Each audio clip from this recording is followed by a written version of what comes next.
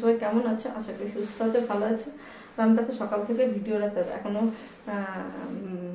মর্নিংয়ে আছে। কেন এখন 11টা, সাড়ে 11টা 10-15 বাজে। চলো এখন রান্না করে। আমার ছেলে সারা রাত জেগেছে, পড়েছে, আর আমি তো সারা রাত জেগেছি। তা তো আমার ঘুরতে হবে, রান্না করতে হবে। তোমার দাদাভাই কিনেছে সেটা দেখে দিই। এরপর পেঁয়াজ নিয়ে এসছে, আর এই দেখো চিকেন নিয়ে এসছে। বলছি চিকেন নিয়ে আসো, আর ছেলেটা রাত জাগছে। আমার ছেলেটা খুব চিকেন খেতে ভালোবাসে, ওই জন্য বলে চিকেন নিয়ে আসো। চিকেনটা নিয়ে এসছে, ঢেলে দিই। দেখো আমার ছেলে এখন দুর্বল করা যাবে না, সারা রাত জাগতে। তো 7টা অবধি পড়েছে সকাল, তবু ঘুমাবে না, পড়বে আরো। তা ওর বাবা বললো ঘুমো বাবু, শরীর খারাপ হলে। আর 27 তারিখে, এই সামনের মাসে 27 তারিখে হচ্ছে পরীক্ষা ফাইনাল। এই দেখো চিকেনটা নিয়ে চলে এসছে। 1 কিলো না 1.5 কিলো সেটা জানি না। আমি চিকেনটা ধুয়ে নিই, তারপরে বাসন কটা মাজবো, রান্নাটা করে ফেলি। আজ কিছু করবো, শুধু চিকেন করবো আলু দিয়ে।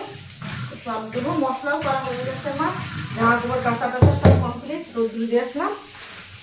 পেঁয়াজটা ভাগ এখন আপাতত রান্নাটা করে নিই। আমার ছেলে উঠার আগে একটু চিকেনটা ধুয়ে দিই। ছেলেটার জন্যই রান্না।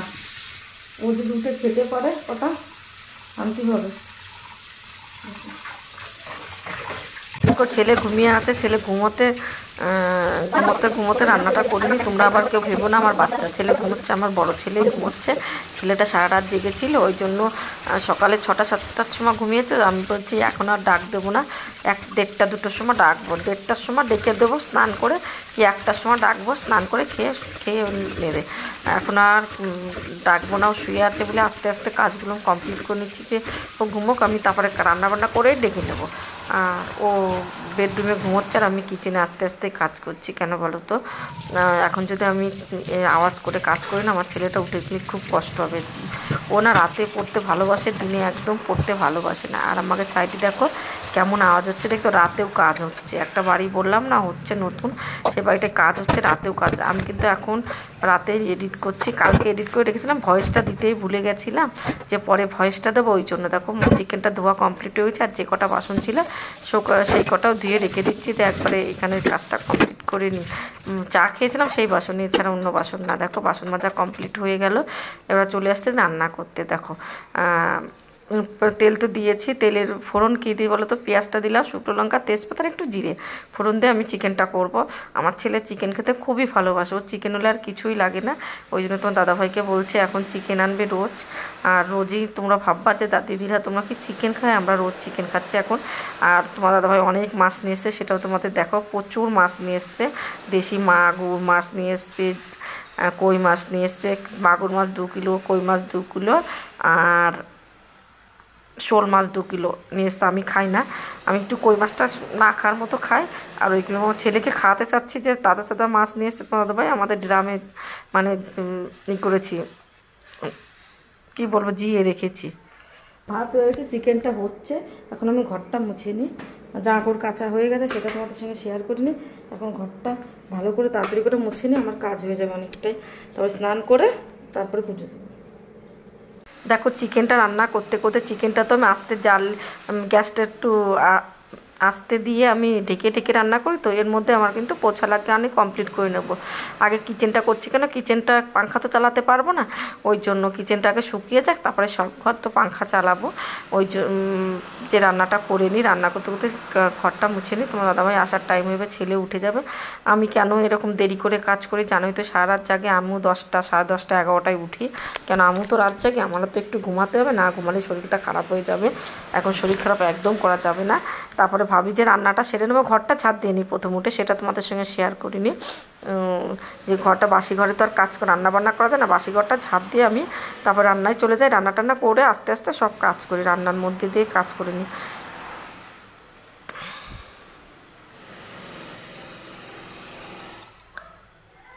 দেখো ঠাকুরঘরটা মোছা হয়ে গেছে। ঠাকুরঘর বেডরুমে একটাই আমাদের, বেশি রুম নাই তো।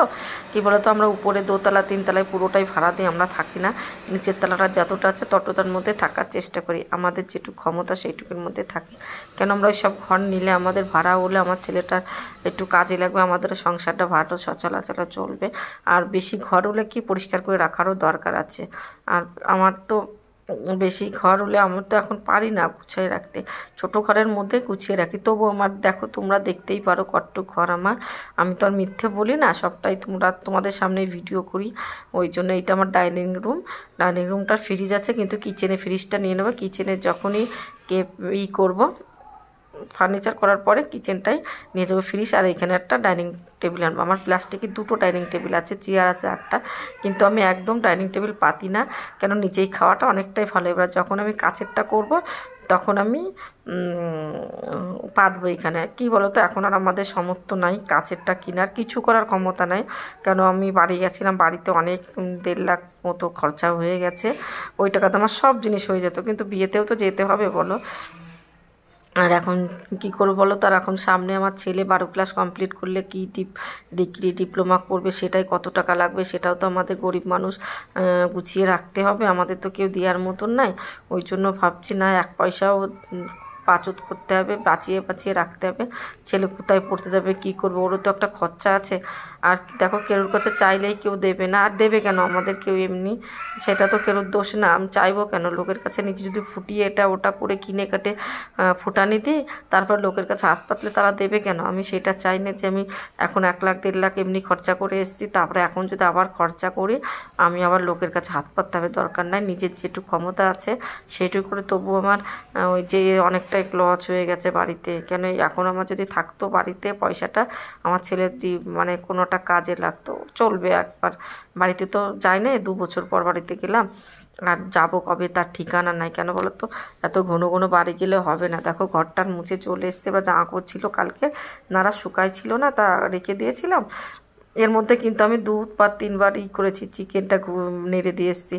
এবার জামা কাপড়গুলো ভাঁজ করে রাখছি, যে কটা পরবো সেই কটা ভাঁজ করবো। আর এখন আমার ছেলে স্নান করে পড়বে, সেই কটা রেখে দিচ্ছি। আর আমি যে কটা স্নান করবো সেই কটাও রেখে দিচ্ছি, যে আবার ভাঁজ করবো, আবার তো স্নানই করবো। আর এই হাতাটা দেখছো, আমার নাইটির হাতা, আমি নাইটির হাতা তো লাগাই না, তা ধুয়ে রেখে দিলাম যে ঠাকুরের কোনো কাজে লাগাবো, এটা তো এখনও ইউজ করা হয়নি। এবার দেখো আবারও নাড়তে চলে এসেছি, চিকেনটা বারবার করে নেড়ে দিচ্ছিলাম, আবার জামা কাপড় সব ভাঁজ টাজ করে এসে আবার নেড়ে দিচ্ছি। দেখো আমি কিন্তু গ্যাস ওভেনটাও একটু বারবার করে নেড়ে মানে মুছে নিচ্ছি। এবার দেখো জলটাও গরম করতে দিয়ে দিয়েছি। মানে তো চিকেন আর কিছু না, সাদা ভাত। আমার ছেলেকে ভাত দিয়ে দিয়েছি, তরকারি দিয়েছি, ওকে মাখিয়ে দেবো। আর এর সাথে আছে লেবু, আর কিছু নেই, সাদা ভাত। আর দেখো খাওয়া দাওয়া কমপ্লিট করে চলে এসেছি আমি বিছানা গুছাতে। আমার ছেলে বিছানায় ঘুমিয়েছিল, তখন তো আর বিছানাটা উঠানো হয়নি, আগের বড়োটা উঠিয়ে রেখেছিলাম। আর এখন দেখো বড়োটা উঠাইনি, আজকে বিছানায় উঠাতে কমপ্লিট করতে পারিনি। ঘরের খাটটা বিছানা পাততে হবে, পাতেই নিকাল।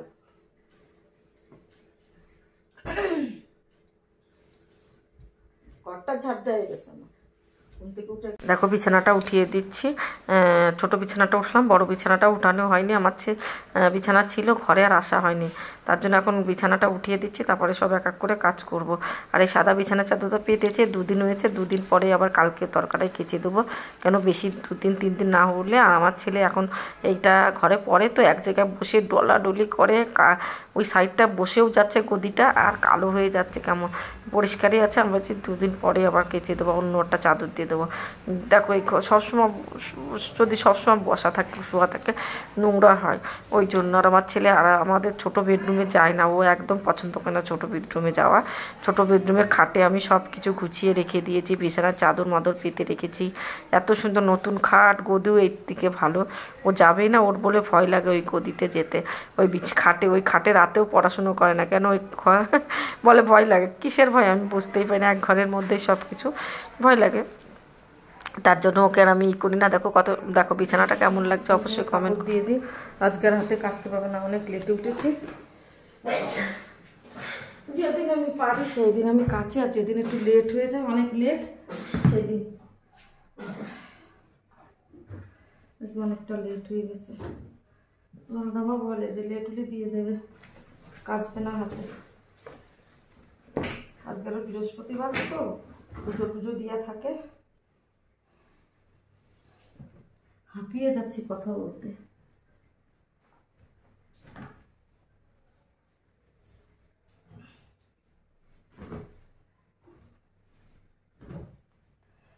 শোনোস না, স্নান কর,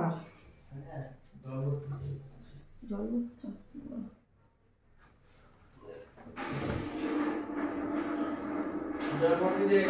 সব দিচ্ছি, দিয়েছি।